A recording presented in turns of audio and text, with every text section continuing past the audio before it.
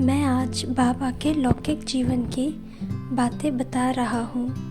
बाबा के जीवन में ड्रामा अनुसार बहुत सी परिस्थितियाँ आई, अच्छी भी आई, बुरी भी आई, ऊपर नीचे वाली भी आई, परंतु बाबा ने उन परिस्थितियों में भी अपनी स्थिति बनाई। परिस्थिति के अंदर अपनी स्थिति को संभालना बहुत बड़ी बात है। हर एक के सामने परिस्थितियाँ तो आएंगी ही, परंतु उनमें अपनी स्थिति संभालना, एक रस रहना, इसे ही वाह ड्रामा वाह की स्थिति कहेंगे। उसी प्रकार की स्थिति अगर अभी तक भी हमारी नहीं बनी है तो ज्ञान को सुनने का तथा समझने का क्या अर्थ। एक बार मैंने शिव बाबा से कहा, बाबा आपने बहुत बड़ी गलती कर दी। तो बाबा ने कहा कि बच्चे आप मेरी गलती निकालते हो।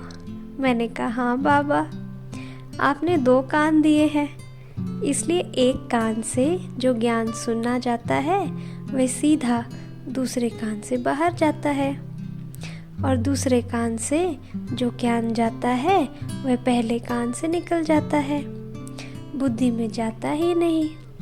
अगर एक कान होता तो ज्ञान अंदर जाता और हम परिपक्व बन जाते।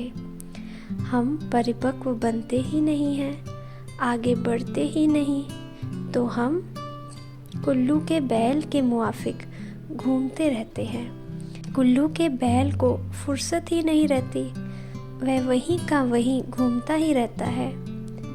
उसी प्रकार हम भी लौकिक प्रवृत्ति में ही फंसे रहते हैं, परिपक्व नहीं बनते हैं, परिवर्तन नहीं करते हैं, फलस्वरूप उन्नति नहीं कर पाते हैं। तो फिर ज्ञान का क्या अर्थ हुआ। इसलिए मैं ब्रह्मा बाबा के लौकिक जीवन की बातें सुना रहा हूँ। आपने भी बाबा की जीवन कहानी पढ़ी ही होगी। ब्रह्मा बाबा का लौकिक जन्म अविभाजित भारत के हैदराबाद सिंध में हुआ। सबसे पहले परिवर्तन क्या हुआ, बाबा को हैदराबाद छोड़ना पड़ा, कराची आए और कारोबार सीखने के लिए उन्हें मुंबई जाना पड़ा। वहाँ से परिचित लोगों के संपर्क से वे कोलकाता गए। वहाँ उन्होंने नौकरी शुरू की। तो पहला परिवर्तन हुआ कि अपनी जन्मभूमि को छोड़ना पड़ा। बाबा ने कलकत्ता में डायमंड मर्चेंट के पास सेल्समैन के रूप में नौकरी शुरू की, जिसमें बाबा का पगार 17 रुपये था, और जो भी बेचते थे उस पर उन्हें 2% कमीशन मिलता था। बाबा का एवरेज पगार 23 रुपया था। सारे साल का कमीशन बाबा को 72 रुपया मिलता था। बाबा के जीवन की शुरुआत 23 रुपये की आमदनी से हुई थी। उस दुकान के मालिक का मुनीम सेवक राम था। बाबा और सेवक राम ने मिलकर हीरो का व्यापार शुरू किया। इस कारण बाबा कई राजाओं महाराजाओं के संपर्क में आए। ड्रामा ने ये एक टर्न लिया जो बहुत अच्छा था।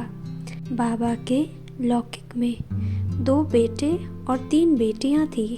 बाबा के बड़े बेटे किशन चंद की शादी की बात आई। बाबा ब्रजेंद्रा दादी के लौकिक परिवार को जानते थे। ब्रजेंद्रा दादी का नाम राधिका था। बाबा अपने बेटे की शादी राधिका से कराना चाहते थे, लेकिन बाबा ने राधिका के भाई को कलकत्ता में अपनी दुकान पर बुलाया और उन्हें सब ज्वेलरी दिखाई कि ये उस राजा के लिए बनवाई है, ये उस रानी के लिए बनवाई है। इस प्रकार ब्रजेंद्रा दादी के भाई को बाबा ने प्रभावित किया। बाबा डायमंड खरीदता था और डायमंड के पैसे 6 महीने से 1 वर्ष में उस व्यापारी को देने होते थे।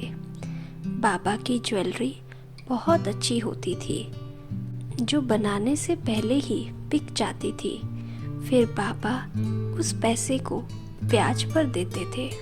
इस प्रकार व्यापारी सर्कल में बाबा की इज्जत बहुत बढ़ गई थी।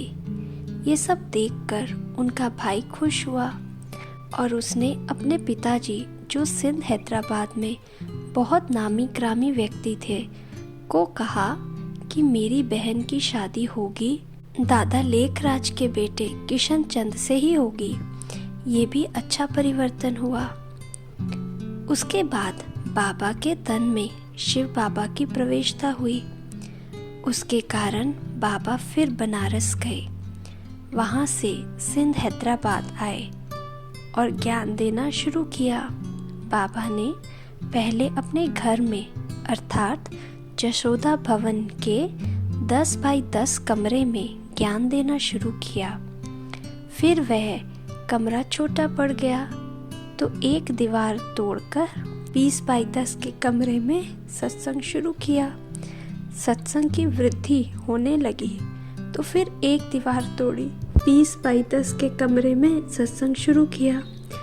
सत्संग की वृद्धि होने लगी तो फिर वह दीवार तोड़ी और 30 बाई 10 के बड़े कमरे में ज्ञान देने का कार्य शुरू किया और फिर वह भी छोटा पड़ गया तो फिर कंपाउंड में क्लास कराना शुरू किया। फिर बाबा ने अपने पार्टनर को लिख दिया कि मैं अभी कलकत्ता वापस नहीं आऊँगा, इसलिए तुमको हमारे बिजनेस में से जो मुझे देना हो वह दे दो